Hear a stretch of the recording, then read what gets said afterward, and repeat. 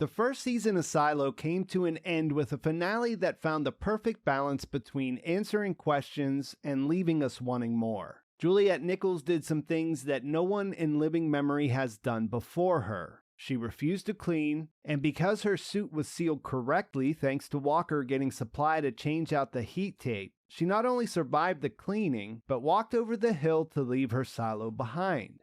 Her world just got a lot bigger, and with Revelation comes a host of new questions, which are now situated on top of a pile of other ones that are still lingering, which isn't a bad thing necessarily. I'm not going to get into any specific book spoilers in this video, but I will say this before we get started. All mysteries in this series lead back to one thing: the silo itself. This sets up a sequence of layered reveals that keep going deeper, and the book series is very thorough in providing answers. Nothing is guaranteed, but with the success of the first season, it seems likely that we will get to see the complete adaptation of the story, which means you shouldn't have to worry if you'll get answers or not. One question that we know the answer to is that Season 2 is coming, and they're already filming it. This is promising since even though there's a lot of effects work and post-production that goes into a project like this, the fact that they're already filming means that we shouldn't have to wait as long as we do on some other big shows.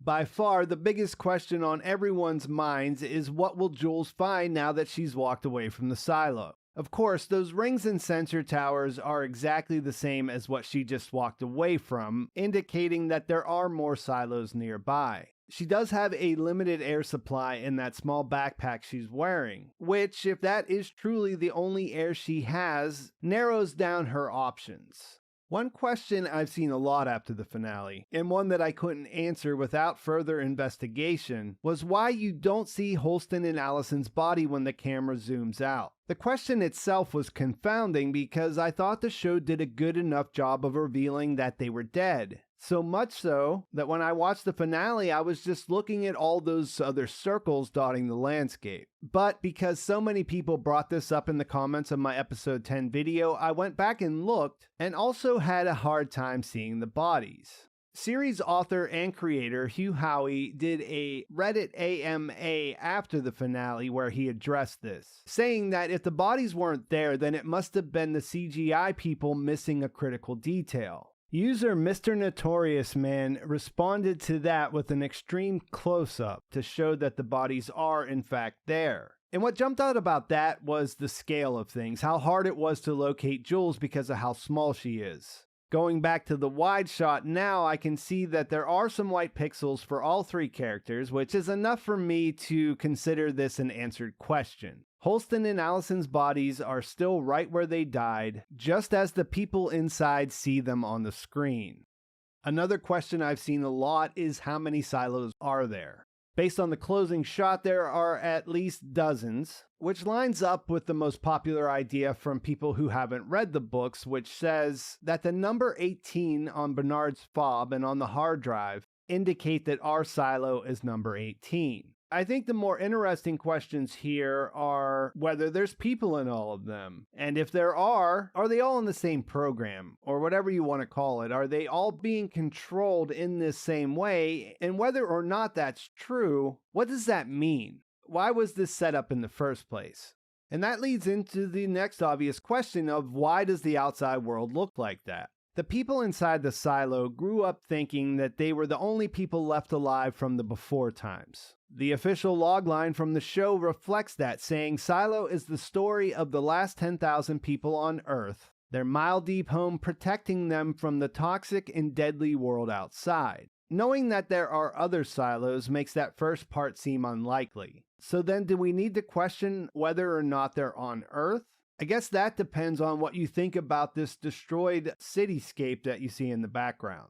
It does resemble what you see here on Earth, but I suppose you could make the argument that if we went to other planets, we'd probably make the same kinds of buildings. But I guess at the end of the day, that's a question more about why are they inside the silo, who put them there, more than it's about what's going on with Jules at the end of the season. The person who might know more about this is Bernard, and that leads to the next question. What's behind the door that he unlocked with the fob/switchblade key with the 18 on it? The fact that that lights up hints at it being a signal, which has to come from somewhere. Because the lights weren't on inside the room when he opened the door, it doesn't look like there was someone inside calling him. Because the show has blurred the lines and given Judicial a much larger role, while adding the surveillance room in the janitor's closet, I'm not exactly sure what's going on in the server room itself. It'll be interesting to find out what he does next. One thing I've seen repeated after the finale is that he rushed over there to open the doors and disable the display in Jules' helmet. I guess some viewers came to the conclusion that he disabled the augmented reality, the green background that she was seeing. That wasn't how I thought the scene was supposed to read. To me, it was just a reveal that Bernard knows more than everyone else, which is backed up by Sims not knowing what he meant when he said she knows. And the way they cut the scene after he opened the door is just a way to make us wonder what he'll do now that the cleaning didn't go as planned. I take Bernard at his word that he does what he does because he believes that it's necessary for the survival of the silo. It's the whole sacrifice of the few for the life of thousands to come argument. Why he believes that is the big mystery that's wrapped up in all of that. I think this mostly applies to Sims as well, only he is in a completely different position. He knows a lot more than the average citizen, he has access to all those detailed records about the relics, but the finale made it clear that he knows less than Bernard.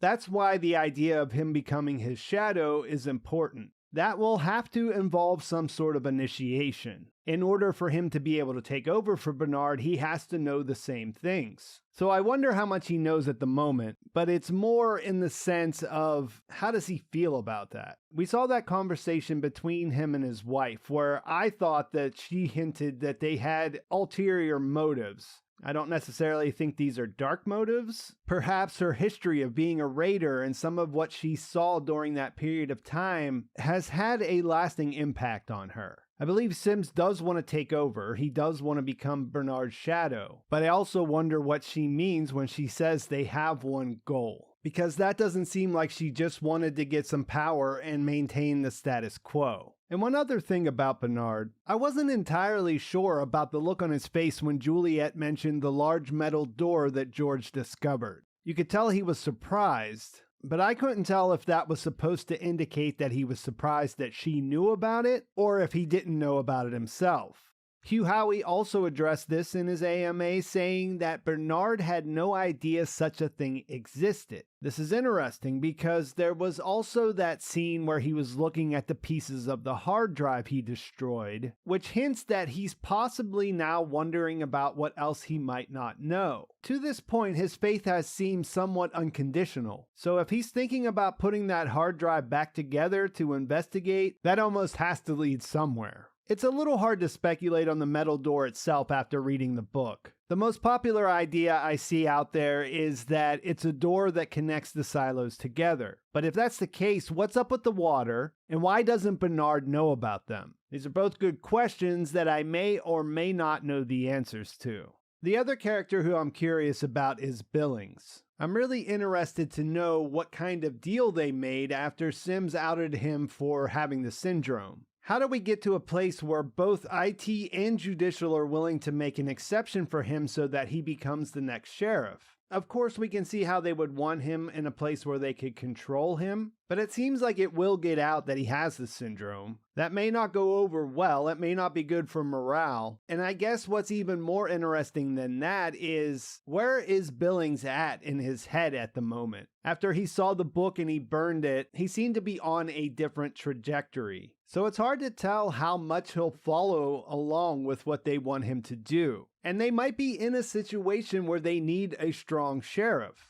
Jules walking away is going to cause some kind of reaction amongst the regular people. Walker knows they were using bad tape for a specific reason. And everyone in the Down Deep basically knows that they sent Jules out on trumped up charges that she probably didn't ask to go outside. She did keep up her end of the bargain. She didn't stir up any additional unrest on her way out. But how do the powers that be get everyone to just go along with business as usual after this event happened? You have to wonder how the Down Deep will respond, and what will happen to characters like Walker and Pete Nichols. We saw Bernard vindictively sentence Lucas to the mines. What will he do to Walker or to the people in Supply for switching out the tape? Will he see people who are close to her, like her father, as threats?